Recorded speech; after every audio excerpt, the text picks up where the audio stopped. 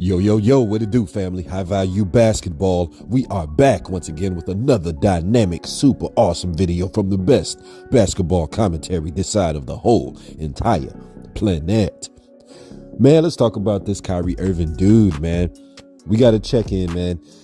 Kyrie Irving, of course, is one of the greatest basketball talents we have seen in the entirety of the history of the NBA. This man's dribbling ability, the combination of all of the infinite instinctual amount of ways that he can score, his execution in intense playoff moments, and of course his ability to be a best second option on a championship team. We know who Kyrie Irving is, but we also know that Kyrie Irving is the same dude who's been to Cleveland, to Boston, to Brooklyn, and is now playing in Dallas.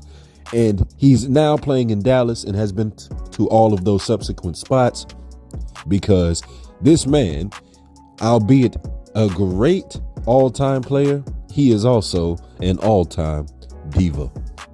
We got to look at the history, man. Going all the way back to Cleveland, it was already reported that when LeBron came and stole Kyrie's swag because it was supposed to be Kyrie's team, Kyrie pouted and remained mad and resentful about that the whole time that they were there. And they were mad that LeBron was sunning him and turned him into a Robin character. And he wanted to be his own Batman. So, of course, he forces a trade. And he does so after a finals appearance. Like who does that? Your team is essentially a functional team. Outside of you, maybe you as the individual, but the team and the organization is functioning at a high level. Y'all are winning and you want to leave. And it was reported, of course, while he was there that he was moody. He was in and out. He was always doing his own thing. And he was essentially not a cancer, but he was a concern on that team. And that was one of the best teams that he's had ever been on. He moves on to Boston. And then we see in Boston for real what he really made himself out to be. The reputation that we know now for sure that is stamped on his forehead. It was in Boston that we really figured it out because he proved to be a bad leader. I remember he threw his teammates under the bus while praising LeBron in that one crazy interview when he was talking about, oh man, I didn't know how much of a leader would be and how much they don't listen and then they don't do what they're kind of supposed to. Like, dang, bro, like that's not what you do with your teammates. And then, of course, he later commits to stay in dramatic fashion, being all emotional. Then they go into the playoffs, and he flames out, playing like an erratic dribble junkie. He was basically one of the major reasons why they didn't win in the playoffs. And then he jets out of there for racial tension reasons. And we know that because upon his return, he's all stomping upon the logo and all of this other stuff. And his reasons, they're not all the way valid, but it goes into his old racial tension thing, Celtic history, the Twa people, him being woke and all of this wonderful stuff. So, it is what it is.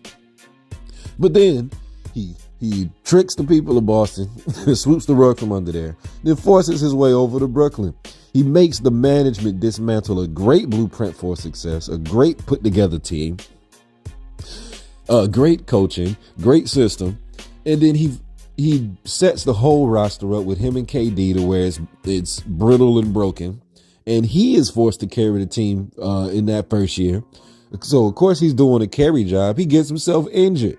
And then he couldn't even finish the season. Year two, he's in and out of the lineup because of personal reasons. And then he gets injured in the playoffs, leaving KD to have, the moment with the toe on the line. Like, they probably could have won the championship if he didn't get injured because they were the playoff opponent for the Bucks, who ultimately won the daggone championship. So he, of course, his injury, but still, he blew that year.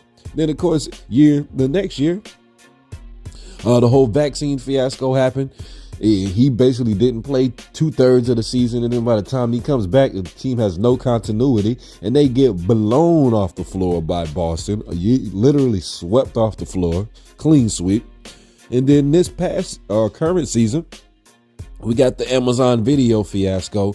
And then they have the contract dispute and now the immediate trade request and trade 2 days later.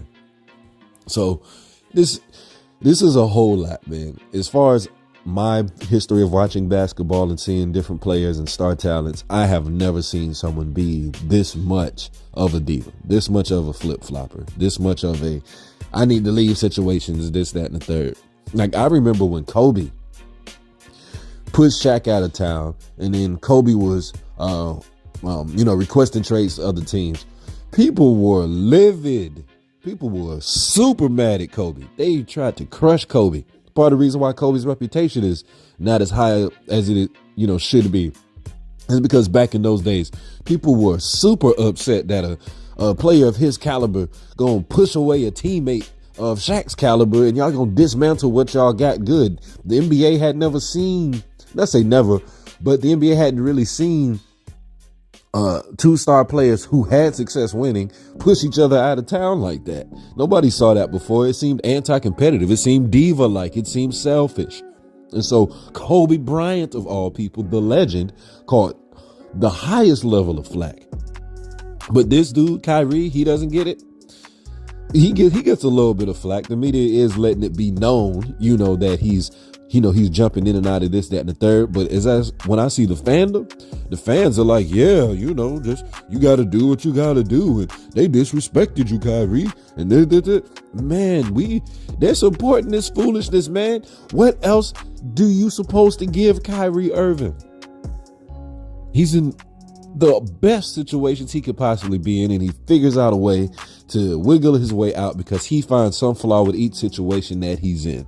And then he goes into a situation that's essentially worse than what it was before. He complained about being a subordinate star, goes to Boston, complains about being a leader, then goes to KD and returns to a subordinate Robin role, then to complain about the incomplete roster that he helped create. Now he's gone because he feels disrespected by the Nets due to their reaction to his video situation and then the contract extension offered to him. Man, this dude's a hack. And the crazy thing about it is he's going to get a legit shot at a title again in Dallas with Luka, who was a similar type of heliocentric player that LeBron was. So we've seen what they're capable of. And then if that don't even work, he got LeBron desperately waiting for him out there in LA if he flames out as a Maverick. So this fool got a daggone landing strip to go to no matter freaking what, man. So the diva antics, don't be surprised if they persist and they continue. And we see this man even in another jersey before this whole thing is over, man. So you tell me, what do you think? Kyrie Irving, all-time great or all-time diva? It's time to decide for real, y'all. High value basketball. Peace.